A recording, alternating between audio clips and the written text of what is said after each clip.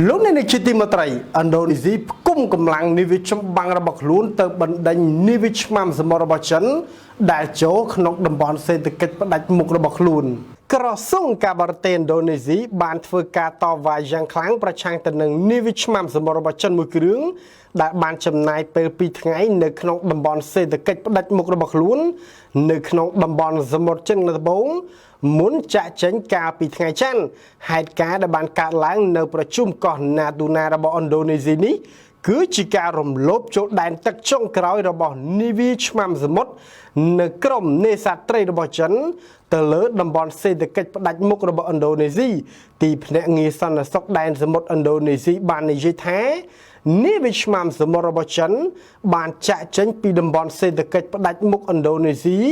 នៅពេលដែលក្រុមទូកល្បាតប្រទេសឥណ្ឌូនេស៊ីបានបើកដេញតាមនាវានោះកាលពីកណ្ដាលថ្ងៃត្រង់ទូកល្បាតឥណ្ឌូនេស៊ីបានព្រមានតាមរលកវិទ្យុទៅកាន់នាវាឆ្មាំសមុទ្ររបស់ចិននោះអ្នកនាំពាក្យទីភ្នាក់ងារជើងទឹកឥណ្ឌូនេស៊ីលោក Wisnu Pramadita បាននិយាយប្រាប់សារព័ត៌មាន This Week ប្រចាំនៅអាស៊ីថាកងកម្លាំងឆ្មាំសមុទ្រចិនបាននិយាយថាពួកគេកំពុងតែធ្វើការល្បាតនៅក្នុងដែនទឹកយុទ្ធសាស្ត្ររបស់ចិនយើងច្រានចោលយ៉ាងដាច់អហង្ការចំពោះករណីនេះហើយលោកបានលើកឡើងថានេះគឺជាតំបន់សេដ្ឋកិច្ចផ្ដាច់មុខរបស់យើងលោក Wisnu បានបន្ថែមទៀតថានាវានោះបានស្ថិតនៅក្នុងតំបន់សេដ្ឋកិច្ចផ្ដាច់មុខរបស់ឥណ្ឌូនេស៊ីតាំងពីថ្ងៃសៅរ៍រហូតដល់ម៉ោង 11:30 នាទីព្រឹកថ្ងៃច័ន្ទអ្នកនាំពាក្យក្រសួងការបរទេសឥណ្ឌូនេស៊ីលោក Teuku Faizasyah បាននិយាយថាទីក្រុងចាកាតាបានស្នើឲ្យមានការពន្យល់ឲ្យបានក្បោះក្បាយពីស្ថានទូតចិននាវាចិនដែលត្រូវបានគេស្គាល់ថាជានាវា CCG 5204ត្រូវបានបំពាក់ដោយកាំភ្លើងយន្តនៅពីមុខយ៉ាងណាមិញកងកម្លាំងឆ្មាំសមុទ្ររបស់ចិនបានអះអាងថាកាំភ្លើងយន្តនោះទុកប្រើសម្រាប់ប្រឆាំងទៅនឹងក្រុមចៅសមុទ្រតែប៉ុណ្ណោះនេះបើតាមសារព័ត៌មាន Philstar News អ្នកជំនាញលោក Colin Cole បាននិយាយថាការបញ្ជូននាវាស្រាវជ្រាវរបស់ចិនទៅកាន់តំបន់សេដ្ឋកិច្ចផ្ដាច់មុខរបស់ឥណ្ឌូនេស៊ីនេះគឺជាការប្រជែងជាមួយប្រទេសនេះកាលពីខែមករាឥណ្ឌូនេស៊ីបានផ្គុំកម្លាំងបញ្ជូនក្រុមអ្នកប្រយុទ្ធនាវាចម្បាំងនិងយន្តហោះចម្បាំងជាច្រើនទៅកាន់ប្រជុំកោះណាទូណាដើម្បីបណ្ដេញនាវារបស់ចិនដែលប្រហើនឈ្លានពានដែនទឹករបស់ខ្លួនលោកអ្នកនាងជាទីមេត្រីចិនព្រមានត្រៀមវាឥណ្ឌាក្នុងពេលដែលស្ថានភាពបន្តតានតឹងរវាងប្រទេសទាំងពីរប្រព័ន្ធផ្សព្វផ្សាយរដ្ឋចិនបានអះអាងថាកងទ័ពរួមដោះប្រជាជនចិនត្រៀមខ្លួនរួចជាស្រេចក្នុងការវាយប្រហារទៅលើកងទ័ពឥណ្ឌាបន្ទាប់ពីមានភាពតានតឹងនៅគ្នាអស់រយៈពេលជាច្រើនខែកន្លងទៅនេះកាសែត Global Times របស់ចិនបានចេញសេចក្តីថ្លែងការណ៍មួយដោយបានអះអាងថាកងទ័ពរំដោះប្រជាជនចិនបានត្រៀមវាយប្រហារប្រឆាំងកងទ័ពឥណ្ឌាក៏ព្រមមានត្រៀមវាយប្រហារទៅលើកងទ័ពឥណ្ឌាពីសំណាក់ចិននេះធ្វើឡើងបន្ទាប់ពីប្រទេសទាំងពីរបានប្រឈមមុខតានតឹងនៅគ្នាអស់រយៈពេលជាច្រើនខែក្រោយមានការវាយតប់គ្នារហូតដល់ស្លាប់កងទ័ពឥណ្ឌា20នាក់កងទ័ពចិននិងឥណ្ឌាបានប៉ះទង្គិចគ្នានៅតំបន់ជ្រលងភ្នំហ្គាឡាវ៉ាននៃតំបន់ឡាដាក់លោកហ៊ូស៊ីជីននាយកនិពន្ធប្រចាំកាសែត Global Times បានបង្ហោះសារព្រមានទៅកាន់ឥណ្ឌានៅលើបណ្ដាញ Twitter ថាកងទ័ពរំដោះប្រជាជនចិនត្រៀមខ្លួនរួចរាល់ក្នុងការវាយប្រហារធ្ងន់ធ្ងរទៅលើកងទ័ពឥណ្ឌានាយកនិពន្ធរូបនោះក៏បានចែករំលែកវីដេអូមួយរបស់កងទ័ពរំដោះប្រជាជនចិននៅក្នុងលំហាត់សមយុទ្ធយោធាមួយមុននិយាយលម្អិតអំពីលំហាត់សមយុទ្ធយោធាដែលមានការកើនឡើងលោកបាននិយាយថាកងទ័ពរំដោះប្រជាជនចិនកំពុងវឹកហាត់វាយប្រហារទៅលើក្រុមរថក្រោះនៅក្នុងតំបន់ទីបេវាកំណត់គោលដៅទៅលើស្ថានភាពព្រំដែនចិនឥណ្ឌាលោកបន្តទៀតថា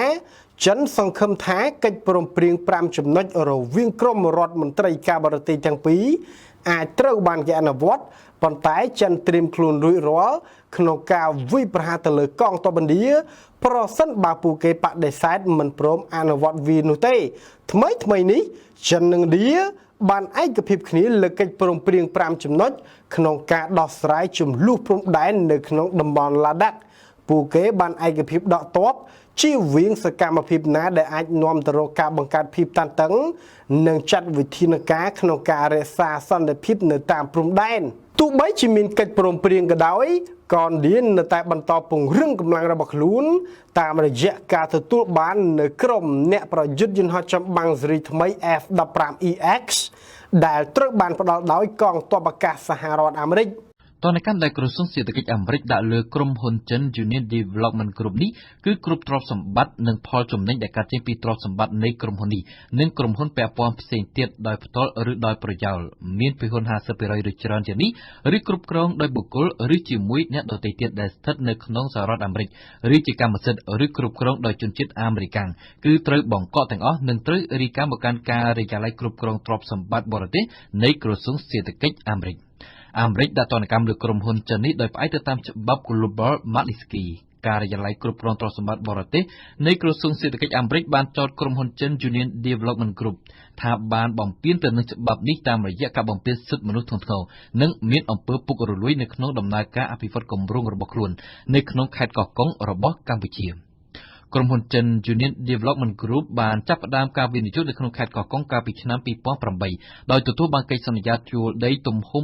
36,000 ហិកតារយៈពេល99ឆ្នាំពីរដ្ឋាភិបាលកម្ពុជាជាមួយនឹងទំហំផ្ទៃដីនេះក្រុមហ៊ុនចិនបានបោះទុនប្រមាណ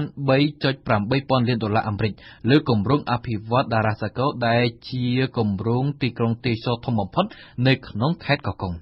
ក្រសួងសេដ្ឋកិច្ចអាមេរិកបានអះអាងថានៅក្នុងដំណើរការអភិវឌ្ឍនេះក្រុមហ៊ុនចិន Union Development Group បានតាក់ទងជាមួយនឹងលោកគុនគីមអនុប្រធានទី1នៃគណៈកម្មាធិការជាតិគ្រប់គ្រងគ្រោះមហន្តរាយតាមក្រសួងសេដ្ឋកិច្ចអាមេរិកគឺលោកគុនគីមនេះបានប្រើប្រាស់នៅកម្លាំងយោធាបណ្ដេញប្រជាពលរដ្ឋនិងបានដិតផ្ទះសម្បែងរបស់ពួកគេដើម្បីយកដីឲ្យក្រុមហ៊ុនចិនធ្វើការអភិវឌ្ឍគម្រោងសូមបញ្ជាក់ថាលោកគុនគីមរួមនឹងសមាជិកគ្រួសារលោក3នាក់និងក្រុមហ៊ុនរបស់ពួកគេផងត្រូវបានក្រសួងសេដ្ឋកិច្ចអាមេរិកនេះដាក់ទណ្ឌកម្មបង្កកទ្រព្យសម្បត្តិម្ដងរួចមកហើយកាលពីចុងឆ្នាំ2019ទណ្ឌកម្មនាពេលនោះគឺដាក់ចេញជាមួយគ្នានឹងលោកទ្រីភិបដែលជាអគ្គនាយកក្រុមហ៊ុនទ្រីភិបគ្រប់ក្រសួងសេដ្ឋកិច្ចអាមេរិកបានចោទពួកគេថាបានជាប់ពាក់ព័ន្ធដោយផ្ទាល់និងដោយប្រយោលនៅក្នុងអំពើពុករលួយជាច្រើនករណីដូចជាការគ្រប់គ្រងទ្រព្យសម្បត្តិរបស់រដ្ឋដោយមិនត្រឹមត្រូវការរឹបអូសទ្រព្យសម្បត្តិឯកជនដើម្បីផលប្រយោជន៍ផ្ទាល់ខ្លួនអំពើពុករលួយពាក់ព័ន្ធទៅនឹងកិច្ចសន្យារបស់រដ្ឋាភិបាលកម្ពុជាឬការទាញយកធនធានធម្មជាតិឬស៊ីសំណុកកាលពីឆ្នាំ2018កន្លងទៅមេបញ្ជាការនៃបញ្ជាការដ្ឋានអង្គរៈរបស់លោកនាយករដ្ឋមន្ត្រីហ៊ុនសែនគឺលោកហ៊ីងប៊ុនហៀងក៏បានរងនៅទណ្ឌកម្មរបស់អាមេរិកនេះដូចគ្នាផងដែរកាលនោះអាមេរិកចោទថាលោកហ៊ីងប៊ុនហៀងបានបញ្ជាកងកម្លាំងអង្គរៈឲ្យវាយប្រហារទៅលើប្រជាពលរដ្ឋស្លូតត្រង់និងតំណាងរាស្ត្រអតីតបកប្រឆាំងទាំងអស់នេះគឺបំពានទៅនឹងច្បាប់ Global Magnitskyយោងតាមសេចក្តីសន្និដ្ឋានរបស់របាយការណ៍កម្រាស់411ទំព័រនៃអ្នកជំនាញអង្គការសហប្រជាជាតិគឺលោកប្រធានាធិបតីវេណេស៊ុយអេឡានីកូឡាម៉ាឌូរ៉ូព្រមទាំងរដ្ឋមន្ត្រីសំខាន់ៗដូចជារដ្ឋមន្ត្រីក្រសួងមហាផ្ទៃនិងរដ្ឋមន្ត្រីក្រសួងការពារជាតិគឺអាចជាអ្នកបញ្ជាឲ្យមានអំពើឧក្រិដ្ឋកម្មប្រឆាំងមនុស្សជាតិថ្មីបើមិនបានចូលទៅស៊ើបអង្កេតដោយផ្ទាល់ដល់ក្នុងប្រទេសវេណេស៊ុយអេឡាតែក្រុមស៊ើបអង្កេតបានផ្អែកទៅលើការសម្ភាសសួរនាំពីចម្ងាយចំនួន274ករណីជាមួយជនរងគ្រោះដោយផ្ទាល់ជាមួយសាក្សីព្រមទាំងអតីតមន្ត្រីទទួលខុសត្រូវនិងបានធ្វើការវិភាគលើឯកសារសម្ងាត់ផ្លូវការរួមទាំងឯកសាររបស់តុលាការវេណេស៊ុយអេឡាផងជាសរុបគិតចាប់ពីឆ្នាំ2014មកគឺមានករណីអំពើឧក្រិដ្ឋចំនួនប្រមាណ2400ករណីដែលក្នុងនោះអាជ្ញាធរសមត្ថកិច្ចរដ្ឋាភិបាលវេណេស៊ុយអេឡាបានសម្លាប់ជីវិតមនុស្សប្រមាណ5000នាក់ក្រៅប្រព័ន្ធច្បាប់ជាងពាក់កណ្ដាលនៃអំពើមនុស្សឃាតទាំងនោះអាចជាស្នាដៃរបស់កងកម្លាំងប្រតិបត្តិការពិសេសនៅនគរបាលជាតិវេណេស៊ុយអេឡាលោកស្រី Marta Valinas ប្រធានក្រុមស៊ើបអង្កេតនេះបានអះអាងថាអំពើឧក្រិដ្ឋទាំងនោះមានជាអាចការធ្វើទរណកម្មដោយស្វ័យប្រវត្តិការគំរាមនិងការសម្លាប់មនុស្សក្រៅប្រព័ន្ធច្បាប់ការធ្វើទរណកម្មមានច្រើនសន្តានដូចជាការរំលោភសេពសន្តិវៈការវាយដំរាងកាយការចាប់ជ្រមុជទឹកនិងឆក់ខ្សែភ្លើងជាដើមលោកស្រីបន្ថែមថាអំពើឧក្រិដ្ឋទាំងនេះគឺមិនអាចចាត់ទុកថាសុទ្ធតែជាអំពើមិនគោរពធ្វើដោយចិត្តឯងឬដោយជ្រុលដៃរបស់សមត្ថកិច្ចវេណេស៊ុយអេឡាដែលជាជនដៃដល់ នោះទេផ្ទុយទៅវិញរាល់សកម្មភាពទាំងនេះគឺសុទ្ធតែបានទទួលការបញ្ជានិងតាមដានយ៉ាងច្បាស់ពីថ្នាក់លើដែលជាមន្ត្រីធំរបស់រដ្ឋាភិបាលលោកម៉ាឌូរ៉ូក្នុងគោលដៅបំបិទមាត់ឬសម្លាប់អ្នកដែលប្រឆាំងនឹងរបបនេះក្រោមរូបភាពជាការបង្ក្រាបអំពើឧក្រិដ្ឋធម្មតាក្រុមស៊ើបអង្កេតរបស់អង្គការសហប្រជាជាតិបានអំពាវនាវឲ្យអាជ្ញាធរវេណេស៊ុយអេឡាត្រូវតែបើកការស៊ើបអង្កេតដោយឯករាជ្យមិនលំអៀងនិងដោយតម្លាភាពទាក់ទិនទៅនឹងករណីទរណកម្មនិងអំពើមនុស្សឃាតទាំងអស់នេះអ្នកជំនាញក៏បានប្រាប់ទៅតុលាការព្រហ្មទណ្ឌអន្តរជាតិនៅទីក្រុងឡាអេត្រូវតែចាប់ផ្ដើមពិចារណាស៊ើបអង្កេតនិងចោទប្រកាន់ទៅលើអ្នកទទួលខុសត្រូវចំពោះអំពើឧក្រិដ្ឋទាំងអស់នេះលោកអ្នកនាយកទីមេត្រីតៃវ៉ាន់បន្លឺសម្លេងស៊ីរ៉ែនឡើងផ្គុំកងទ័ពប្រកាសការពីកោះរបស់ខ្លួនខណៈដែលចិនបតបញ្ជូនក្រុមអ្នកប្រយុទ្ធយន្តហោះចំបាំងខិតទៅរកកោះតៃវ៉ាន់នៅចំពោះមុខការគំរាមកំហែងកាន់តែធ្ងន់ធ្ងរពីសំណាក់កងទ័ពរំដោះប្រជាជនចិននៅពេលដែលចិនបតបញ្ជូនយន្តហោះចំបាំងទៅធ្វើសមយុទ្ធទ្រង់ទ្រីធំនៅជិតកោះតៃវ៉ាន់ក្រោមវីរភាពដ៏អង្អាចក្លាហានរបស់មេដឹកនាំប្រជាធិបតេយ្យសៃអ៊ីងវែនបានប្រកាសផ្គុំកម្លាំងយោធារបស់ខ្លួនដើម្បីការពារបូរណភាពទឹកដីនិងព្រមានទៅកាន់ចិនដីគោកក្នុងកំឡុងពេលនៃដំណើរទស្សនកិច្ចទៅកាន់មូលដ្ឋានមីស៊ីលការពារដែនអាកាសមួយលោកស្រីប្រធានាធិបតីសៃអ៊ីងវែនបានបញ្ជូនសារព្រមានទៅកាន់ប្រទេសចិនដោយបានបដិញ្ញាការពារលំនៅឋាននិងការពារប្រទេសរបស់យើងលោកស្រីបានជំរុញឲ្យកងទ័ពតៃវ៉ាន់ត្រូវតែត្រៀមខ្លួនឲ្យបានរួចរាល់ក្នុងការការពារអធិបតេយ្យភាពនិងលទ្ធិប្រជាធិបតេយ្យខណៈដែលស្ថានភាពរវាងទីក្រុងតៃប៉េនិងទីក្រុងប៉េកាំងបន្តតានតឹងនឹងគ្នាកាន់តែខ្លាំងតៃវ៉ាន់បានរិះគន់ធ្ងន់ធ្ងរចំពោះសមយុទ្ធទ្រង់ទ្រីធំខាងទ័ពអាកាសនិងជើងទឹកនៅភីនិរដីនិងនៅក្នុងតំបន់កំណត់អត្តសញ្ញាណការពារដែនអាកាសរបស់កោះតៃវ៉ាន់ទីក្រុងប៉េកាំងបានបង្កើនសកម្មភាពយោធារបស់ខ្លួនកាន់តែខ្លាំងឡើងនៅជុំវិញកោះតៃវ៉ាន់នៅឆ្នាំនេះ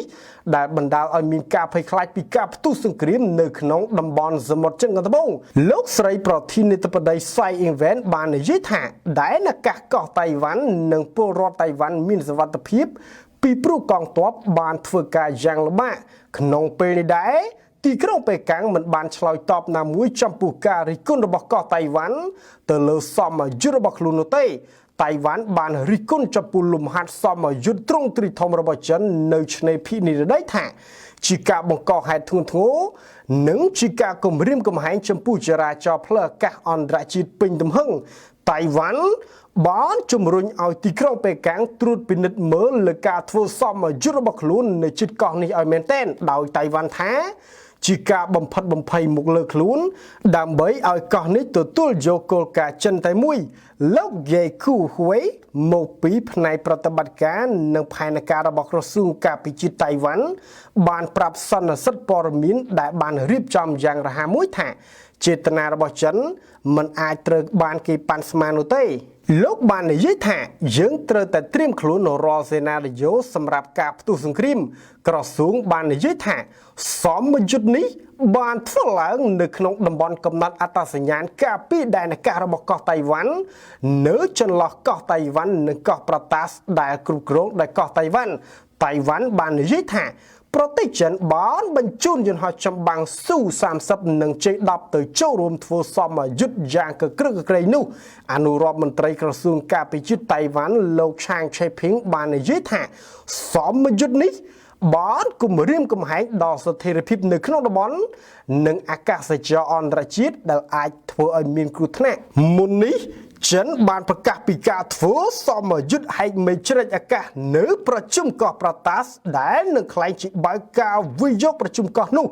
តៃវ៉ាន់មុននេះបានបញ្ជូនកងកម្លាំងម៉ារីន200នាក់និងយានបើកលើផ្ទៃទឹកទៅដាក់នៅប្រជុំកោះនេះដើម្បីប្រឆាំងទៅនឹងការវិនិយោគប្រជុំកោះនេះពីសំណាក់ទីក្រុងប៉េកាំងតៃវ៉ាន់និយាយក្តែងមិនកោតក្រែងចិនថាបើសិនជាចិនចង់បានប្រជុំកោះតៃវ៉ាន់ហក់មកតៃវ៉ាន់ស្វាគមន៍24ម៉ោងក្នុងមួយថ្ងៃ7ថ្ងៃក្នុងមួយសប្តាហ៍និង365ថ្ងៃក្នុងមួយឆ្នាំកងទ័ពតៃវ៉ាន់បានត្រៀមខ្លួនរួចជានិច្ចក្នុងការទទួលស្វាគមន៍វត្តមានឈ្លានពានរបស់ចិនរុស្ស៊ីដាក់ពង្រាយកងទ័ពទៅទប់ស្កាត់បាតុកម្មនៅបេឡារុស កងទ័ពរុស្ស៊ីកំពុងចេញដំណើរទៅកាន់ប្រទេស Belarus ដើម្បីចូលរួមធ្វើសមយុទ្ធនៅជិតព្រំដែនលោកខាងលិចខណៈដែលមេដឹកនាំ Belarus ត្រៀមចេញដំណើរទៅកាន់ទីក្រុងមូស្គូខណៈកំពុងមានការតវ៉ាសមយុទ្ធ Slavic Brotherhood ត្រូវបានកំណត់ធ្វើនៅថ្ងៃប្រហ័ននេះរហូតដល់ថ្ងៃអង្គារសប្តាហ៍ក្រោយ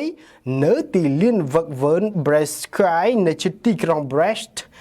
ដែលស្ថិតនៅជាប់ព្រំដែនប៉ូឡូញបើតាមសារព័ត៌មាន Express នៅថ្ងៃទី10កញ្ញានេះដែរលោកប្រធានាធិបតីរុស្ស៊ី Vladimir Putin ត្រូវបានព្រមានថាការតវ៉ានេះអាចនឹងផ្ទុះឡើងនៅទូទាំងទីក្រុងមូស្គូប្រសិនបើបាតកម្មនាពេលបច្ចុប្បន្ននៅប្រទេសជិតខាង Belarus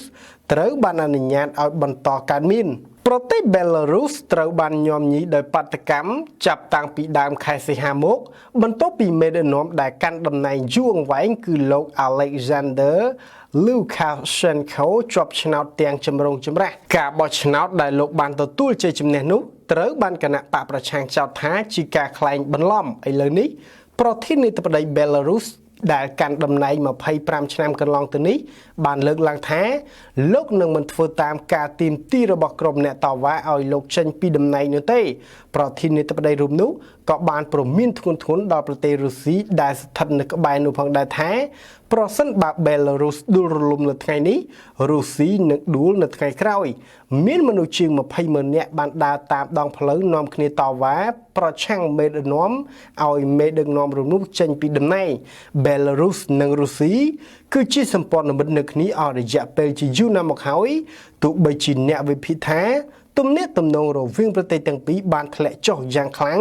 ក្នុងរយៈពេលប៉ុន្មានឆ្នាំចុងក្រោយនេះទាហានស៊ីឈ្នួលជនជាតិរុស្ស៊ី30នាក់ត្រូវបានចាប់ខ្លួននៅក្នុងរដ្ឋធានី Minsk ប្រទេស Belarus កាលពីខែកក្កដាមុនការបោះឆ្នោតរបស់លោក Lukashenko អ្នកប្រយុទ្ធទាំងនោះគឺជាផ្នែកមួយនៃកងទ័ពឯកជនដែលមានឈ្មោះថា Wagner ដែលត្រូវបានគេចោទប្រកាន់ថាមានទំនាក់ទំនងធូរខ្សុយជាមួយលោកពូទីនគេរំពឹងថាលោក Lukashenko នឹងធ្វើដំណើរទៅកាន់ទីក្រុងមូស្គូនិងជួបជាមួយប្រធានាធិបតីពូទីននៅដើមសប្តាហ៍ក្រោយដោយឡែកសហរដ្ឋអាមេរិកវិញបានត្រៀមការដាក់ទណ្ឌកម្មបន្ថែមទៀតទៅលើមេដឹកនាំ Belarus រួចជាស្រេចលោករដ្ឋមន្ត្រីការបរទេសសហរដ្ឋអាមេរិក Mike Pompeo បាននិយាយថាសហរដ្ឋអាមេរិកកំពុងពិចារណាពង្រីកការដាក់ទណ្ឌកម្មដែលខ្លួនបានដាក់រួចហើយទៅលើមេដឹកនាំ Belarus លោកនាយកទីមេត្រីកូរ៉េខាងជើងត្រៀមបង្ហាញក្បួនមីស៊ីលដ៏ធំបន្ទាប់ពីការខកខានបង្ហាញមីស៊ីលអស់រយៈពេលជាយូរណាស់មកហើយកូរ៉េខាងជើងកំពុងត្រៀមបង្ហាញក្បួនយោធាក្នុងខួបលើកទី75របស់គណៈបកពលករកូរ៉េដែលជាការធ្វើទំនើបកម្មដ៏ធំធេងលើក្របមីស៊ីលរបស់ខ្លួននេះបើតាមក្រុមអ្នកវិភាគដែលបានព្រមានកងទ័ពនិងយានយោធារបស់កូរ៉េខាងជើងត្រូវបានប្រទះឃើញនៅលើរូបភាពផ្កាយរណបដែលកំពុងធ្វើចលនាមុនការមកដល់នៃព្រឹត្តិការណ៍ដ៏សំខាន់របស់ប្រទេសនេះវាគឺជាការអនុវត្តជាទៀងទាត់សម្រាប់មេដឹកនាំកូរ៉េខាងជើងក្នុងការប្រារព្ធខួបជាមួយក្បួនយោធាដែលកាត់តាមទីលាន Kim Il Sung នៅចំកណ្ដាលទីក្រុងព្យុងយ៉ាងពលរដ្ឋរាប់ពាន់នាក់នឹងទៅចូលរួមនៅព្រឹត្តិការណ៍នេះលោក Dan Pinstone សាស្ត្រាចារ្យទំនាក់ទំនងអន្តរជាតិនៅសាកលវិទ្យាល័យ Troy របស់កូរ៉េខាងត្បូងបាននិយាយថាខួបទាំងនេះមានសារៈសំខាន់ខ្លាំងណាស់ចំពោះមេដឹកនាំនៅក្នុងទីក្រុងព្យុងយ៉ាងលោកបាននិយាយថាយើងដឹងថាពួកគេកំពុងតែធ្វើការជាច្រើនលើប្រព័ន្ធអាវុធនិងធ្វើទំនើបកម្មលើគ្រឿងសព្វវុធផ្សេងៗទៀតរួមមានកាំភ្លើងធំគ្រាប់រ៉ុកែត drone និងមីស៊ីលនាំផ្លូវហើយវានឹងក្លាយជាការសម្រេចចិត្តផ្នែកនយោបាយក្នុងការបង្ហាញអាវុធទាំងនេះនៅក្នុងក្បួនយោធាប៉ុន្តែនោះគឺជាអ្វីដែលពួកគេធ្វើវាកាលពីអតីតកាលរួចមកហើយកាលពីឆ្នាំ2017ក្បួនយោធាបានបង្ហាញមីស៊ីលផ្លោងអន្តរទ្វីបថ្មីនៅលើយានផ្ទុកមីស៊ីលដ៏ធំព្រឹត្តិការណ៍នេះបានប្រារព្ធនៅឆ្នាំនោះគឺជាខួបកំណើតរបស់លោក Kim Il Sung ដែលជាស្ថាបនិកប្រទេសនិងជាជីតារបស់មេដឹកនាំកូរ៉េខាងជើងនាពេលបច្ចុប្បន្នគឺលោក Kim Jong Un រូបភាពផ្កាយរណបនៃការត្រៀមរៀបចំក្បួនយោធានៅឆ្នាំនេះ ត្រូវបានថតនៅថ្ងៃទី31ខែសីហានិងត្រូវបានចេញផ្សាយដោយមជ្ឈមណ្ឌលស្រាវជ្រាវគោលនយោបាយក្រៅប្រព័ន្ធអង្គភាពអ្នកជំនាញបានពិពណ៌នាអំពីរបៀបដែលយានយោធាចតនៅតាមមូលដ្ឋានវឹកហាត់ក្បួនយោធាកងទ័ពរាប់ពាន់នាក់ត្រូវបានប្រទះឃើញផ្គុំកម្លាំងនៅទីលានរៀបចំក្បួនយោធានោះទីលានវឹកហាត់មីរីមត្រូវបានធ្វើឲ្យប្រសើរឡើងយ៉ាងខ្លាំងក្នុងរយៈពេលប៉ុន្មានខែថ្មីនេះការ៉ាអចិន្ត្រៃយ៍ត្រូវបានសាងសង់ឡើងដើម្បីជំនួសឲ្យតង់ដែលប្រទេសនេះបានដំឡើងក្នុងការបិទបាំងពីការចាប់ដោយផ្កាយរណបលោករ៉ាចុងយៀលអតីតអ្នកការទូតនិងជាមន្ត្រីស៊ើបការជាន់ខ្ពស់ទទួលបន្ទុកត្រួតពិនិត្យប្រទេសកូរ៉េខាងជើងបាននិយាយថានេះគឺជាឱកាសដ៏ល្អសម្រាប់កូរ៉េខាងជើងក្នុងការបញ្ជូនសារដ៏សំខាន់របស់ខ្លួនលោករ៉ានិយាយថាកូរ៉េខាងជើងមានគោលបំណងបញ្ជូនសារទៅកាន់កូរ៉េខាងត្បូងថាខ្លួនកំពុងធ្វើឲ្យប្រសើរឡើងនៅសមត្ថភាពយោធារបស់ខ្លួនស្ថានភាពចុងក្រោយនៅព្រំដែនឥណ្ឌាចិនឥណ្ឌាបានបាញ់រះព្រមានទៅកាន់ភីគីចិននិងព្រមានចិនជំវិញការចាប់ពង្រត់ជនជាតិឥណ្ឌា5នាក់ស្ថានភាពព្រំដែនឥណ្ឌាចិនបានឈានចូលដល់ចំណុចក្តៅបំផុតហើយខណៈដែលពេលនេះមេតបឥណ្ឌាបាននិយាយម្ដងហើយម្ដងទៀតថាស្ថានភាពព្រំដែនធ្ងន់ធ្ងរខ្លាំងណាស់នៅថ្ងៃទី8សីហានេះចិនបានចោទប្រកាន់ឥណ្ឌាថាបានប្រើកាំភ្លើងបាញ់រះព្រមានមកលើខ្លួនហើយចិនបានប្រកាសឲ្យកងទ័ពឥណ្ឌាត្រូវប្រុងប្រយ័ត្នចំពោះទង្វើរបស់ខ្លួនសារព័ត៌មាន Economic Times ចេញផ្សាយនៅថ្ងៃទី8សីហានេះថាប្រទេសចិនបានចោទប្រកាន់កងទ័ពឥណ្ឌាថាបានរំលោភលើកិច្ចព្រមព្រៀងទ្វេភាគីនិងបានបាញ់ព្រមានទៅលើអាកាសក្នុងពេលប្រជុំមុខដាក់គ្នាជាមួយកងទ័ពរំដោះប្រជាជនចិននៅតាមព្រំដែនកាលពីថ្ងៃច័ន្ទក្នុងពេលដែលកងទ័ពចិនបានកំពុងតែធ្វើសមយុទ្ធបាញ់គ្រាប់ពិតយ៉ាងកក្រឹកកក្រែងក្រោយឥណ្ឌាបើកការវាយប្រហារទៅលើអាកាសក្នុងការព្រមានទៅកាន់កងទ័ពរំដោះប្រជាជនចិនតាមការចោទប្រកាន់របស់ចិនកងកម្លាំងព្រំដែនចិនបានចាត់វិធានការក្នុងការរក្សាស្ថិរភាពស្ថានភាពនេះបើតាមអ្នកនាំពាក្យមជ្ឈមណ្ឌលភូមិភាគខាងលិចរបស់ចិនដែលបាននិយាយនៅក្នុងសេចក្តីថ្លែងការណ៍មួយ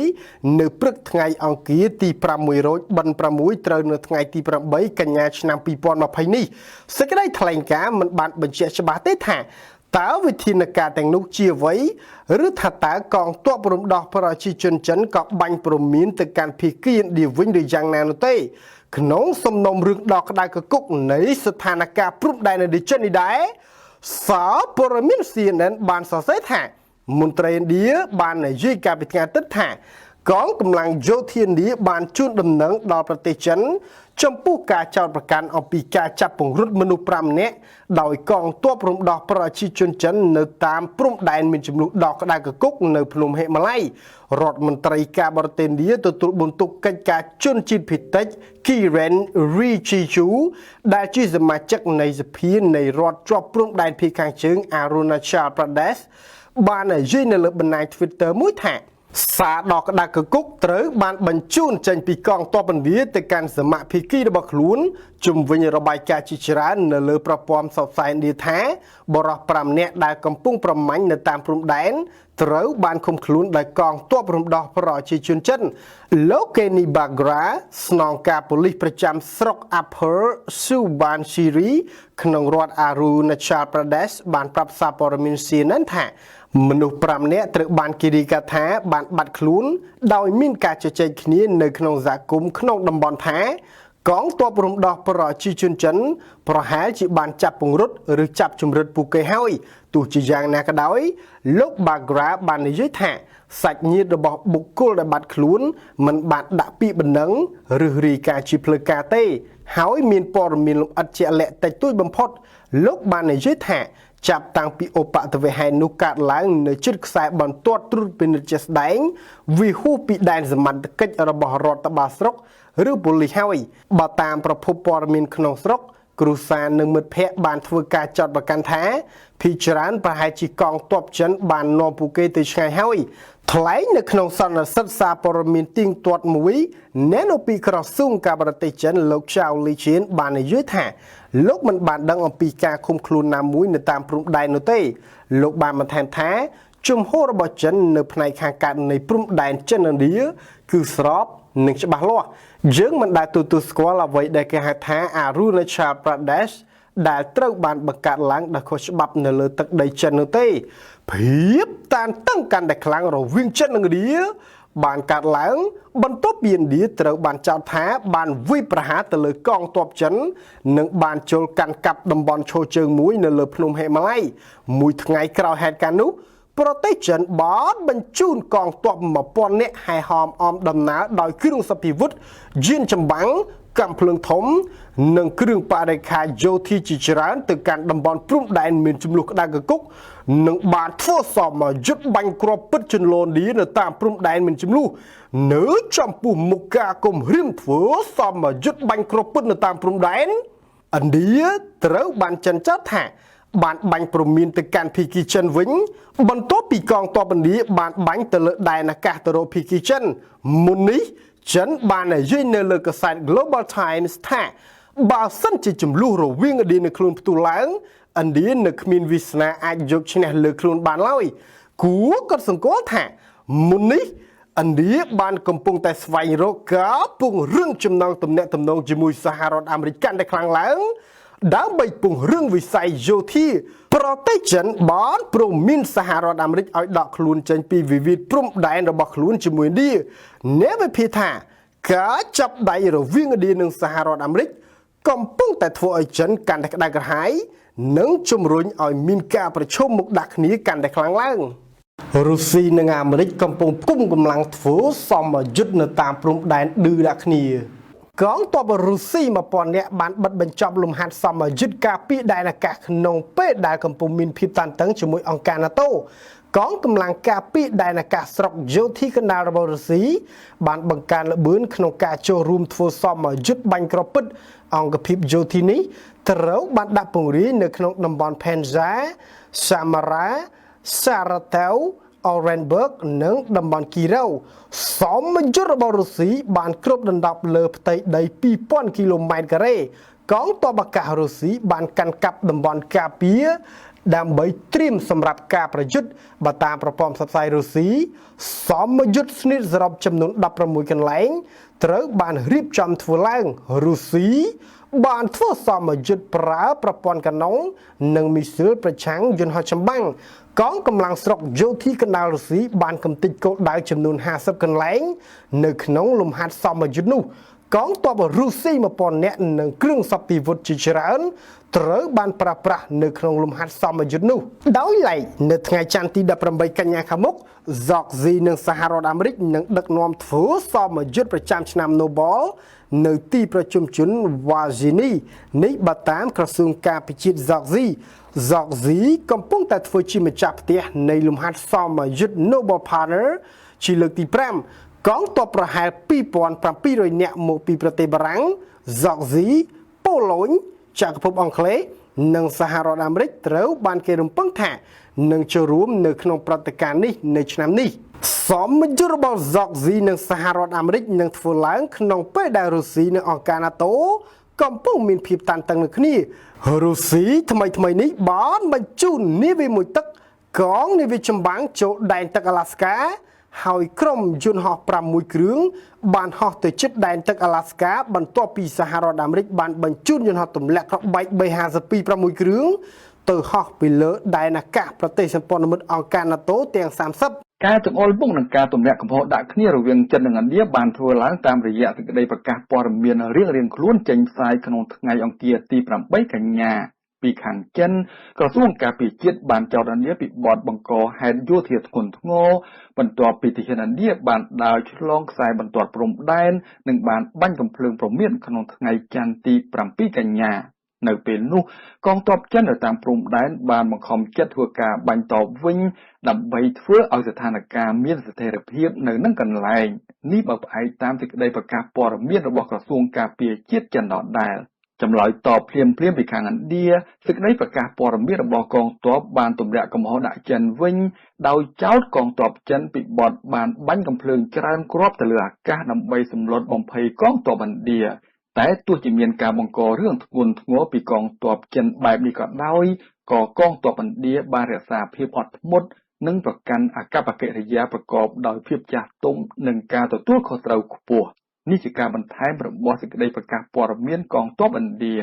គួររំលឹកថាសង្គ្រាមពាក្យសម្ដីរវាងចិននិងឥណ្ឌាពេលនេះបានកើតមានឡើងបន្ទាប់ពីកងទ័ពនៃភាគីទាំងពីរបានវាយប្រតាយប្រតបគ្នាដោយប្រើដំបងនិងដុំថ្មយ៉ាងហិង្សាកាលពីថ្ងៃទី15មិថុនា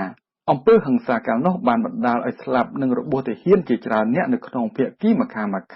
ឥណ្ឌាបានប្រាប់ពីការបាត់បង់ទាហាន20នាក់តែគេគ្មានតួលេខពីខាងចិនទេ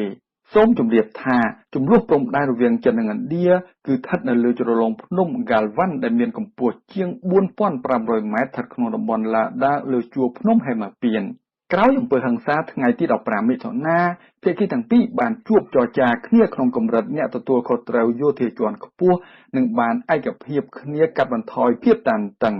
ក្នុងថ្ងៃសុក្រទី4កញ្ញារដ្ឋមន្ត្រីការពារជាតិចិននិងឥណ្ឌាបានឆ្លៀតជួបសន្ទនាគ្នាក្នុងទីក្រុងមូស្គូប្រទេសរុស្ស៊ីនៅក្រៅកិច្ចប្រជុំអន្តរជាតិតែនៅក្រៅកិច្ចសន្ទនារដ្ឋមន្ត្រីទាំងពីរបានចេញផ្សាយសេចក្តីប្រកាសព័ត៌មានរៀងៗខ្លួនដោយចោទគ្នាទៅវិញទៅមកពីបទដុតបញ្ឆេះស្ថានភាពគួររំលឹកឡើងវិញបន្តិចថាចំនួនព្រំដែនរវាងប្រទេសធម្មអាស៊ីទាំងពីរជាចំនួនរ៉ាំរ៉ៃអូសបន្លាយជាងកន្លះសតវត្សរ៍មកហើយចំនួនមួយនេះបានធ្វើឲ្យចិននិងឥណ្ឌាធ្វើសង្គ្រាមបង្ហូរឈាមគ្នាម្ដងកាលពីឆ្នាំ1962លោកអ្នកនាយកទីមេត្រីចិនពុំមានថាបើសិនជាសង្គ្រាមផ្ទុះឡើងឥណ្ឌានៅគ្មានឱកាសយកឈ្នះខ្លួនបានឡើយក្នុងពេលដែលស្ថានភាពព្រំដែនឥណ្ឌាចិនកំពុងបន្តមានភាពតានតឹងនៅគ្នាកាន់តែខ្លាំង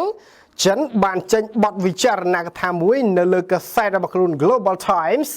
កាលពីថ្ងៃសៅរ៍ដែលវិចារណកថានេះបានធ្វើឡើងមួយថ្ងៃបន្ទាប់ពីរដ្ឋមន្ត្រីការពារជាតិឥណ្ឌាលោក Rajnath Singh បានជួបជាមួយសមាភិកីចិនលោកឧត្តមសេនីយ៍ Wei Fenghe នៅទីក្រុងមូស្គូនៅពេលដែលរដ្ឋមន្ត្រីការពារជាតិឥណ្ឌាបានជំរុញទៅភាគីចិនឲ្យគោរពព្រំដែនអន្តរជាតិហើយកុំព្យាយាមផ្លាស់ប្ដូរស្ថានភាពបច្ចុប្បន្ននៃខ្សែបន្ទាត់ត្រួតពិនិត្យជាក់ស្ដែងទីក្រុងប៉េកាំងបានធ្វើការអះអាងថាឥណ្ឌានឹងគ្មានឡើយឱកាសឈ្នះសង្គ្រាមជាមួយប្រទេសខ្លួនបើសិនជាសង្គ្រាមកើតឡើងមែននោះលោកស៊ីងបានជួបជាមួយសមាភិកីរបស់លោកគឺលោកនាយឧត្តមសេនីយ៍ Wei Fenghe នៅក្នុងកិច្ចប្រជុំអង្គការប្រតិបត្តិការសៀងហៃនាទីក្រុងមូស្គូកាលពីថ្ងៃសុក្រចិនបាននិយាយនៅក្នុងបទវិចារណកថាមួយកាលពីថ្ងៃសៅរ៍ថាយើងត្រូវតែក្រើនរំលឹកដល់ភាគីឥណ្ឌាថាកងកម្លាំងជាតិរបស់ចិនរួមមានទាំងកម្លាំងយោធាដែលខ្លាំងជាងឥណ្ឌាទោះបីជាឥណ្ឌាក៏ជាប្រទេសមហាអំណាចដែរនោះនៅពេលដែលស្ថិតនៅក្នុងការប្រយុទ្ធជាក់ស្ដែងឥណ្ឌានឹងចាញ់សង្គ្រាមចិនបើសិនជាសង្គ្រាមចាប់ផ្ដើមឥណ្ឌាគ្មានវាសនាឈ្នះចិនឡើយបទវិចារណកថានោះបាននិយាយថាយើងសង្ឃឹមថាកិច្ចប្រជុំរបស់រដ្ឋមន្ត្រីការពារជាតិនេះនឹងបង្វែរប្រទេសទាំងពីរទៅរកកិច្ចព្រមព្រៀងនៃកិច្ចប្រជុំរបស់មេដឹកនាំបទវិចារណកថារបស់ចិនបានធ្វើឡើងបន្ទាប់ពីកងទ័ពឥណ្ឌាបានវាយសម្រុករុញច្រានកងទ័ពចិនដើម្បីសម្រុកចូលទៅកាន់កាប់ទីឈរជើងនៅលើភ្នំហេម៉ាឡៃបន្ទាប់ពីឥណ្ឌាបានចោទប្រកាន់ភាគីចិនថាបានលើកទ័ពចូលឈ្លានពានលើទឹកដីរបស់ខ្លួនឥណ្ឌាបានបញ្ជូនក្រុមអ្នកប្រយុទ្ធកងទ័ពរថក្រោះកាំភ្លើងធំយន្តចម្បាំង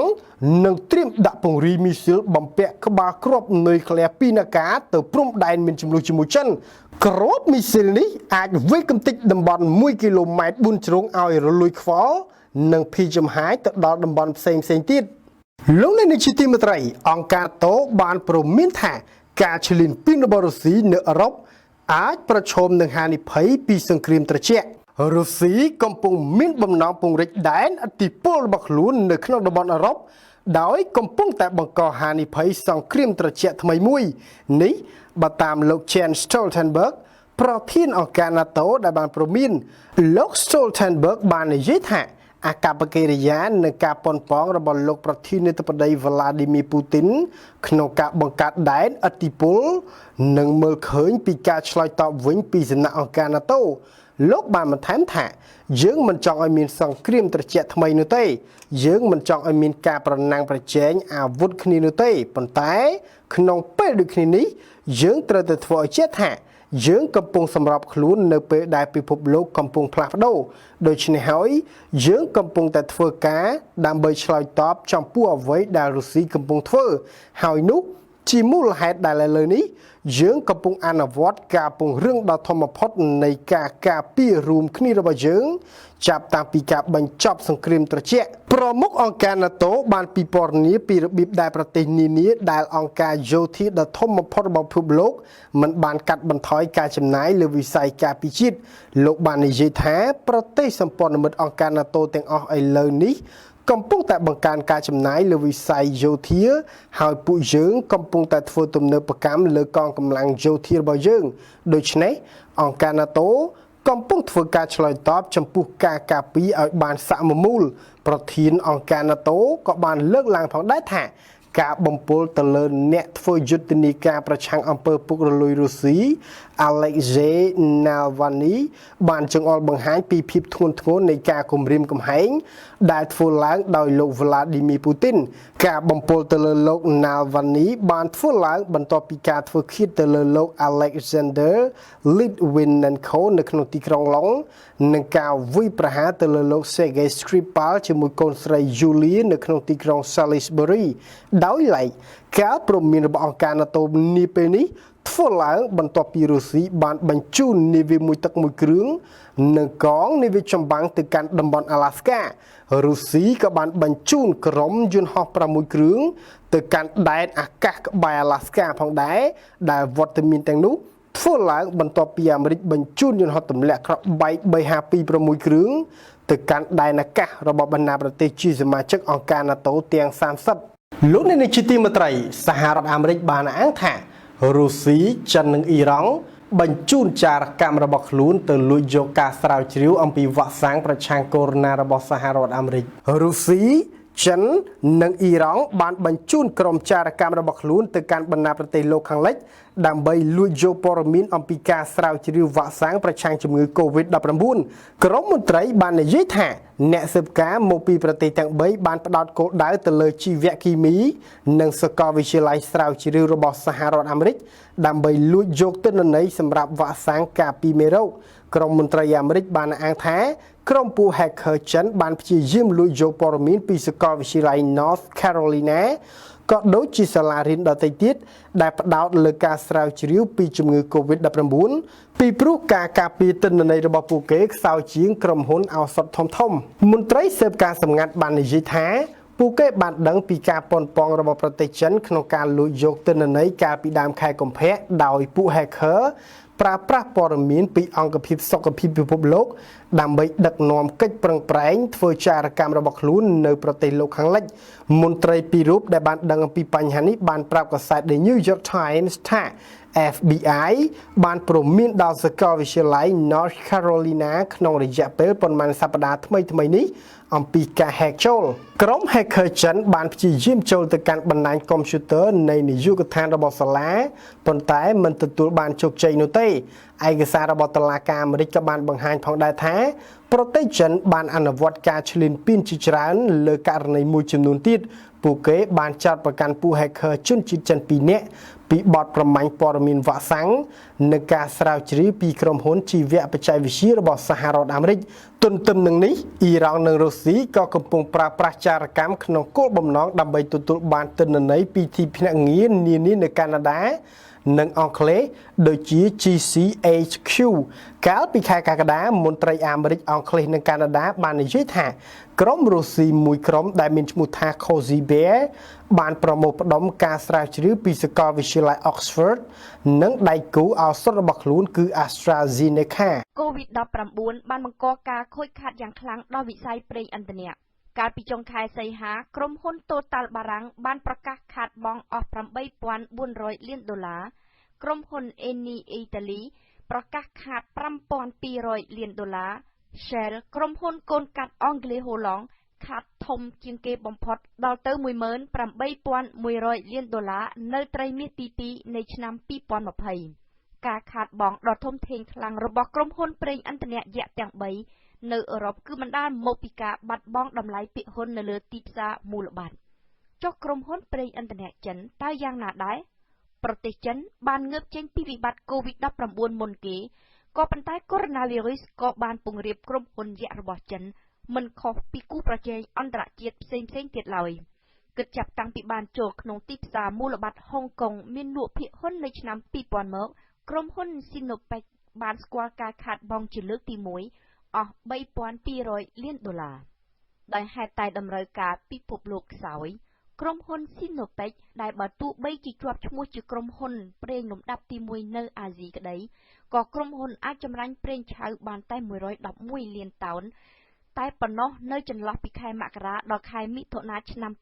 2020 ពលគឺ 10% តិចជាងកាលពីឆ្នាំ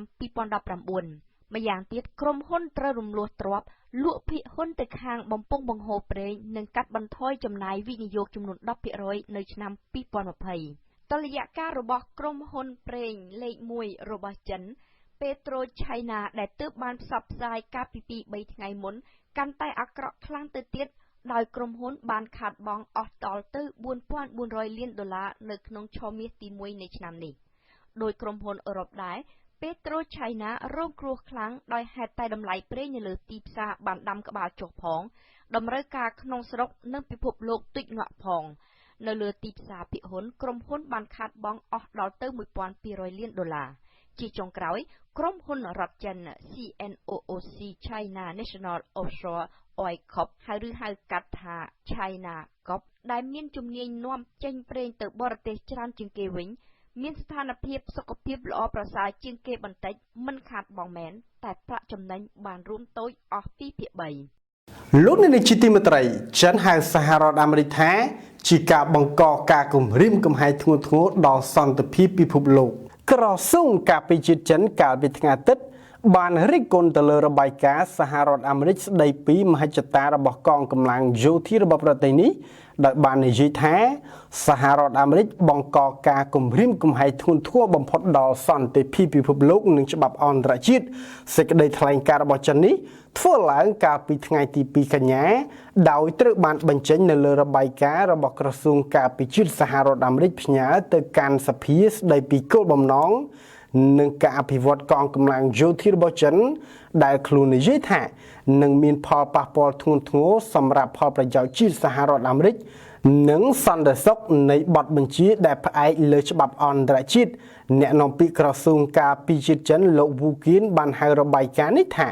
ជាការបំភ្លៃដោយចេតនានៅគោលបំណងរបស់ចិននិងទំនាក់ទំនងរវាងកងទ័ពរំដោះប្រជាជនចិននិងប្រជាជនចិន 1.4000 លាននាក់បើតាមអ្នកនាំពាក្យក្រសួងការពារជាតិចិនផុសតាងអស់រយៈពេលជាច្រើនឆ្នាំបង្ហាញថាសហរដ្ឋអាមេរិកជាអ្នកបង្កភាពវឹកវរជាអ្នករំលោភច្បាប់អន្តរជាតិនិងជាអ្នកកំទេចសន្តិភាពពិភពលោកលោកវូគៀនបាននិយាយថាសកម្មភាពរបស់សហរដ្ឋអាមេរិកនៅអ៊ីរ៉ាក់ស៊ីរីលីប៊ីនិងប្រទេសដទៃទៀតកាលពី2ទសវត្សរ៍មុនបានជះជាលទ្ធផលឲ្យមានមនុស្សស្លាប់ជាង80,000នាក់និងរាប់លាននាក់ទៀតផ្លាស់ទីលំនៅលោកបន្តថាជាជាងឆ្លុះបញ្ចាំងពីខ្លួនឯងសហរដ្ឋអាមេរិកបានចេញរបាយការណ៍ដែលគេហៅថាការធ្វើអត្ថាធិប្បាយដោយមិនពិតអំពីសំណងការពារនិងយោធាធម្មតារបស់ចិនយើងសូមអំពាវនាវឲ្យសហរដ្ឋអាមេរិកពិនិត្យមើលការការពារជាតិនិងសំណង់យោធារបស់ចិនដោយមានគោលបំណងល្អនិងសមហេតុផលបញ្ឈប់ការធ្វើសេចក្តីថ្លែងការណ៍មិនពិតនិងរបាយការណ៍ដែលពាក់ព័ន្ធនិងចាត់វិធានការជាក់ស្ដែងដើម្បីការពារការអភិវឌ្ឍប្រកបដោយប្រសិទ្ធភាពនៃទំនាក់ទំនងយោធាទ្វេភាគីដោយឡែកបើតាមរបាយការណ៍របស់ក្រសួងការពារជាតិសហរដ្ឋអាមេរិកដែលមានកម្រាស់150ទំព័របានឲ្យដឹងថារបាយការណ៍ភាគច្រើនត្រូវបានគេវិភាគដើម្បីវិភាគយុទ្ធសាស្ត្ររបស់ចិនចំពោះកោះតៃវ៉ាន់ដែលជាសម្ព័ន្ធមិត្តសហរដ្ឋអាមេរិកដែលចិនចាត់ទុកថាជាផ្នែកមួយនៃទឹកដីរបស់ខ្លួនហើយចិនវិនិយោគមកវិញដោយប្រើកម្លាំងយោធាបើសិនជាចាំបាច់របាយការណ៍និយាយថាសមត្ថភាពកងកម្លាំងយោធារបស់ចិននឹងប្រឈមនឹងហានិភ័យនិងភាពស្មុគស្មាញខ្លាំងបំផុតក្នុងការវិនិយោគកោះតៃវ៉ាន់មកគ្រប់គ្រងវិញថ្មីនេះសហរដ្ឋអាមេរិកបានព្រមានថាកងទ័ពជើងទឹករំដោះប្រជាជនចិនកំពុងក្លាយទៅជាកងទ័ពជើងទឹកធំជាងគេបំផុតនៅលើពិភពលោកហើយប្រទេសនេះ កំពុងតែពង្រីកក្បាលគ្រាប់នុយក្លេអ៊ែររបស់ខ្លួនទ្វេដងលោកអ្នកនាយកទីមេត្រីអ៊ីរ៉ង់ពិចារណាធ្វើឃាតទៅលើឯកអគ្គរដ្ឋទូតសហរដ្ឋអាមេរិកប្រចាំអាហ្វ្រិកខាងត្បូងដើម្បីសងសឹកឲ្យមេទ័ពរបស់ខ្លួនកាសេមសូលេម៉ានីប្រទេសអ៊ីរ៉ង់កំពុងតែថ្លឹងថ្លែងអំពីលទ្ធភាពនៃការរៀបចំឈុតឆាកធ្វើឃាតដើម្បីសងសឹកឲ្យមេទ័ពរបស់ខ្លួនគឺលោកកាសេមសូលេម៉ានីនេះបើតាមសារព័ត៌មាន Politico ដែលស្រង់ប្រភពផ្លូវការដែលបានដឹងអំពីការស៊ើបការសម្ងាត់នេះយោងតាមរបាយការណ៍គោលដៅដែលអ៊ីរ៉ង់អាចនឹងធ្វើការសងសឹកគឺឯកអគ្គរដ្ឋទូតសហរដ្ឋអាមេរិកប្រចាំអាហ្វ្រិកខាងត្បូងបើតាមក្រុមមន្ត្រីដែលបាននិយាយមិនបញ្ចេញឈ្មោះបានឲ្យដឹងថាអ៊ីរ៉ង់កំពុងស្វែងរកវិធីសងសឹកឲ្យការសម្លាប់លោកកាសេមសូលេម៉ានីដែលត្រូវបានបញ្ជាដោយលោកត្រាំលទ្ធភាពនៃការធ្វើឃាតទៅលើឯកអគ្គរដ្ឋទូតសហរដ្ឋអាមេរិកនេះនឹងបង្កើនភាពតានតឹងខ្លាំងឡើងរវាងប្រទេសទាំងពីរនេះបើតាមរបាយការណ៍សារព័ត៌មាន Politico របស់សហរដ្ឋអាមេរិកសរសេរថាក្រមមន្ត្រីសហរដ្ឋអាមេរិកបានដឹងអំពីការគំរាមកំហែងទូទៅប្រឆាំងទៅនឹងឯកអគ្គរដ្ឋទូតរបស់ខ្លួនគឺលោកស្រី Lana Marks ចាប់តាំងពីរដូវផ្ការីកមកម្លេះនេះបើតាមក្រមមន្ត្រីបើតាមរបាយការណ៍លោកស្រី Mark ត្រូវបានព្រមានអំពីការគំរាមកំហែងដែលត្រូវបានចោទប្រកាន់នេះខណៈដែលជំរឿក្នុងការបើកការវិប្រហារទៅលើលោកស្រីត្រូវបានពិនិត្យមើលដោយរដ្ឋាភិបាលសហរដ្ឋអាមេរិកទិន្នន័យស៊ើបការសម្ងាត់បានคล้ายជាព័ត៌មានជាក់លាក់ក្នុងរយៈពេលប៉ុន្មានសប្តាហ៍ថ្មីនេះប្រភពសារព័ត៌មាន Politico បាននិយាយថាគេមិនដឹងមូលហេតុដែលលោកស្រីត្រូវបានកំណត់គោលដៅដោយអ៊ីរ៉ង់នោះទេប៉ុន្តែគេដឹងថាលោកស្រីអាចជាគោលដៅងាយស្រួលជាងមន្ត្រីការទូតដទៃទៀតដែលអ៊ីរ៉ង់អាចធ្វើវាបានបើសិនជាទទួលជោគជ័យការធ្វើឃាតនេះធ្វើឡើងបន្ទាប់ពីសហរដ្ឋអាមេរិកបានសម្លាប់មេទ័ពកម្ពុជារបស់អ៊ីរ៉ង់ដែលបានស្លាប់នៅក្នុងការវាយប្រហារដោយប្រើ drone គ្មានមនុស្សបើកនៅលើទឹកដីអ៊ីរ៉ាក់កាលពីខែមករាលោកស្រី Lana Marks ជាមនុស្សដែលបានស្គាល់លោកត្រាំអស់រយៈពេលជាង20ឆ្នាំកន្លងទៅហើយនិងបានក្លាយជាឯកអគ្គរដ្ឋទូតសហរដ្ឋអាមេរិកកាលពីខែតុលាឆ្នាំមុន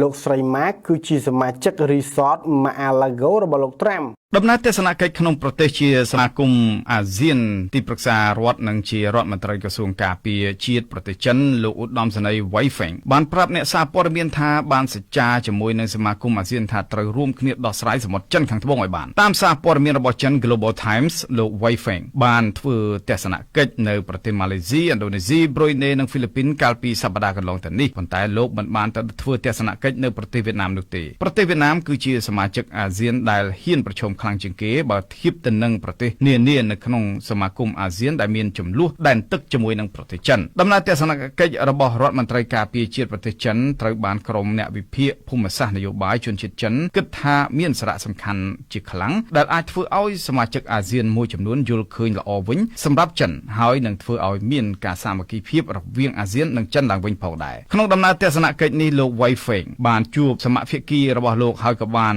ជួបមេដឹកនាំនៃបណ្ដាប្រទេសទាំង4នេះដែរជំនួបរវាងរដ្ឋមន្ត្រីការពារជាតិប្រទេសចិននិងសមាភាគីអាស៊ានគឺភាគីទាំងពីរបានលើកឡើងអំពីចំនួនសមុទ្រចិនខាងត្បូងដោយទទួលបានការគាំទ្រអំពីគោលបំណងរបស់ចិនដែលសន្យាសាមគ្គីជាមួយនឹងសមាគមអាស៊ានដើម្បីរក្សាសន្តិភាពស្ថិរភាពក្នុងតំបន់លោកបន្តថាប្រធានាធិបតីប្រទេសហ្វីលីពីនលោកឌូតឺតេក៏បានសន្យានៅចំពោះមុខលោកថាហ្វីលីពីននឹងជួយធ្វើឲ្យមានស្ថិរភាពក្នុងតំបន់តែបើតាមប្រភពព័ត៌មានដដែលនេះលោកប្រធានាធិបតីហ្វីលីពីនបានស្នើឲ្យចិនអនុវត្តឲ្យបាននៅច្បាប់សមុទ្រអន្តរជាតិឆ្នាំ1982ដែលលោកឌូតឺតេធានាថាបើចិនអនុវត្តនៅកាតព្វកិច្ចរបស់ខ្លួនជាភាគីមួយនៃច្បាប់នេះគឺអាចមានដំណោះស្រាយចំពោះចំនួនដែនសមុទ្រនៅសមុទ្រចិនខាងត្បូងលោកឌូតឺតេក៏បានជំរុញឲ្យចិនជួយបង្កើតឲ្យបាននៅក្រមប្រតិបត្តិសមុទ្រនេះទស្សនកិច្ចរបស់លោករដ្ឋមន្ត្រីការពារជាតិចិនក្នុងសមាគមអាស៊ានគឺចំពេលដែលក្រុមរដ្ឋមន្ត្រីការបរទេសនៃសមាគមនេះបើកកិច្ចប្រជុំនេះបានបិទបញ្ចប់កាលពីថ្ងៃទី12ខែកញ្ញាក្រុមរដ្ឋមន្ត្រីអាស៊ានព្រួយបារម្ភជាខ្លាំងដែលពួកគាត់ថាការប្រឈមមុខដាក់គ្នារវាងចិននិងអាមេរិកនៅសមុទ្រចិនខាងត្បូងគឺជាក្តីបារម្ភរួមគ្នានៃសមាគមអាស៊ានរដ្ឋមន្ត្រីការបរទេសវៀតណាមលោកផានប៊ិនមិញបានលើកឡើងថាអាស៊ានមិនត្រូវបង្អែបង្អង់ឡើយចំពោះការបង្កើតក្របក្រមប្រតិបត្តិសមុទ្រនេះលោកថាវាជាឧបករណ៍ច្បាប់មួយដើម្បីដាក់ឲ្យអនុវត្តដោយអនុលោមតាមច្បាប់សមុទ្រអន្តរជាតិឆ្នាំ1982លោកទទូចថាអាស៊ានត្រូវរកសម្លេងឲ្យបាននៅក្នុងការទប់ស្កាត់ចលនាណាមួយដែលអាចបំផ្លាញសន្តិភាពស្ថិរភាព ក្នុងតំបន់ក្នុងកិច្ចប្រជុំថ្នាក់រដ្ឋមន្ត្រីការបរទេសអាស៊ានដែលមានវត្តមានរដ្ឋមន្ត្រីការបរទេសអាមេរិកនិងចិនចូលរួមផងដែរគេសង្កេតឃើញរដ្ឋមន្ត្រីការបរទេសនៃប្រទេសមហាអំណាចទាំងពីរនេះមានការនិយាយប្រជែងគ្នាជាខ្លាំងរដ្ឋមន្ត្រីការបរទេសសហរដ្ឋអាមេរិកលោក Mike Pompeo បានប្រាប់ទៅសមាភាគីចិនថាសូមកុំបានតែនិយាយគឺបង្ហាញការសន្យារបស់អ្នកទៅលោកបានទទូចសូមឲ្យសមាជិកអាស៊ានកុំប្តេជ្ញាផ្ដួលនិងមានជំនឿទៅលើចិនដែលលោកថានិយាយច្រើនតែគ្មានភាពទៀងត្រង់នោះទេលោក Mike Pompeo ក៏បានទទូចឲ្យសមាជិកអាស៊ានបន្តសាមគ្គីគ្នាដាក់សម្ពាធទៅលើចិនហើយសម្រាប់សហរដ្ឋអាមេរិកសន្យាជួយរក្សាសន្តិភាពសម្រាប់តំបន់អាស៊ានបន្តទៀតចំណែកឯរដ្ឋមន្ត្រីការបរទេសចិនលោកវ៉ាងយីបានថ្លែងទៅកាន់សមាភាគីអាស៊ានថាចិនពិតជាបានធ្វើកិច្ចសហប្រតិបត្តិការឲ្យមានការទូលំទូលាយជាងមុនជាមួយនឹងសមាគមអាស៊ានទាំងគ្រប់ផ្នែករួមទាំងបញ្ហាសន្តិសុខក្នុងតំបន់ផងដែរលោកអះអាងថាចិនពិតជាចង់ឲ្យមានក្រុមប្រតិបត្តិសមុទ្រហើយសង្ឃឹមថាវានឹងក្លាយជាឧបករណ៍មួយជួយឲ្យមានសន្តិភាពសម្រាប់តំបន់ប៉ុន្តែសេចក្តីថ្លែងការណ៍របស់លោកវ៉ាងយីបានវាយប្រហារសហរដ្ឋអាមេរិកដោយចាត់ទុកទង្វើរបស់កងនាវាចម្បាំងរបស់សហរដ្ឋអាមេរិក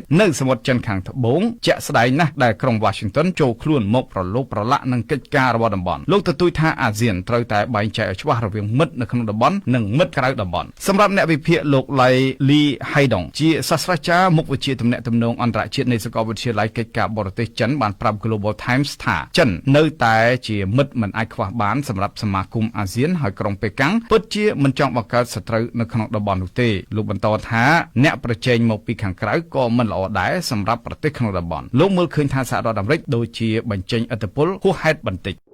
ទំនាក់ទំនងចិននិងសហរដ្ឋអាមេរិកមិនអាចរកពេលចរចាជាមួយគ្នាបានទេអំពីចំនួនសមុទ្រចិនខាងត្បូងព្រោះតែក្រុងប៉េកាំងកំពុងរងចាំអ៊ុតមើលលទ្ធផលឆ្នោតប្រធានាធិបតីនៅអាមេរិកដែលនឹងប្រព្រឹត្តទៅនៅថ្ងៃទី3ខែវិច្ឆិកាឆ្នាំ2020ខាងមុខនេះ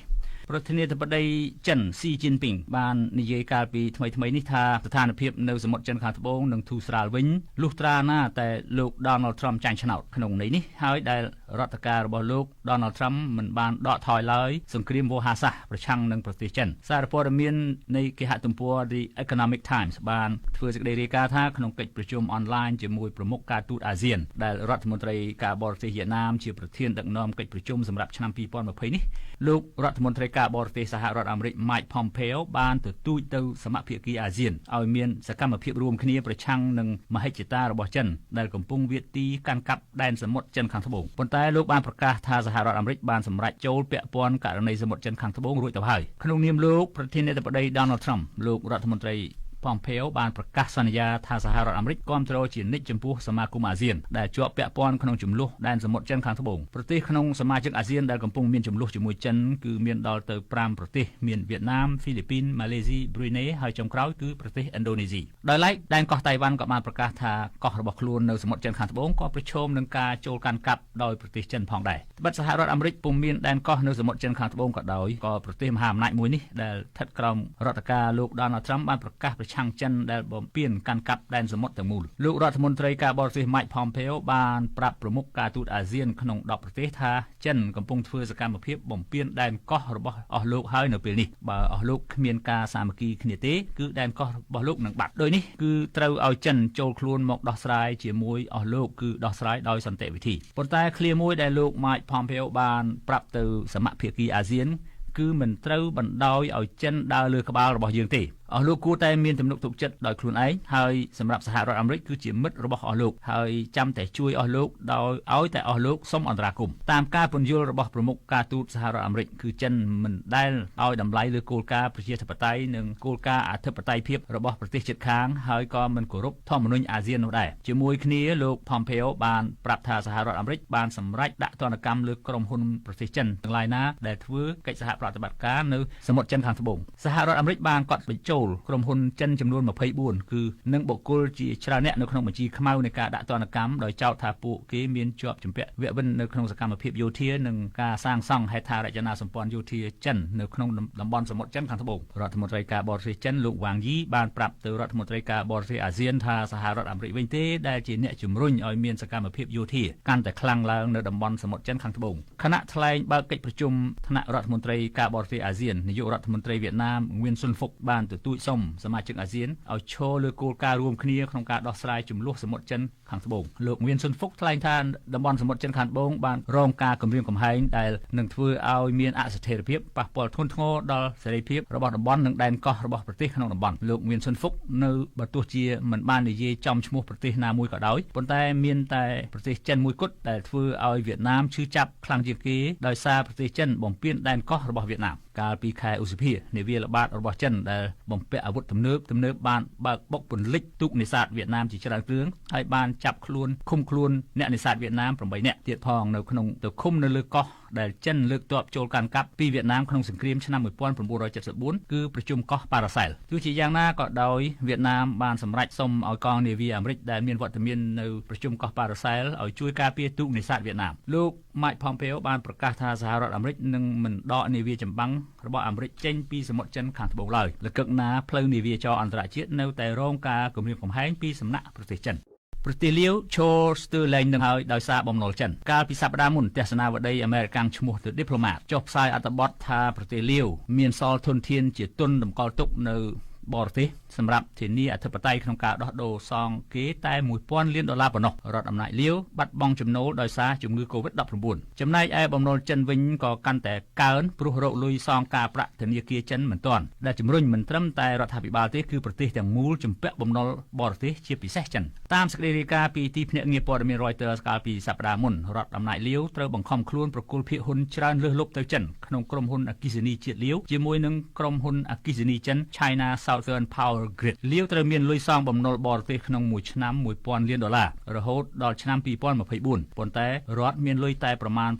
$864 លានប៉ុណ្ណោះដើម្បីសងបំណុលប្រទេសដែលអត់លុយសងគេហើយត្រូវទូទាត់បំណុលជាមួយភោគទ្រព្យជាតិគឺប្រទេសភូមានៅឆ្នាំ2002ដើមឡើយលាវមានធនធានបម្រុងឲ្យបរទេសប្រមាណ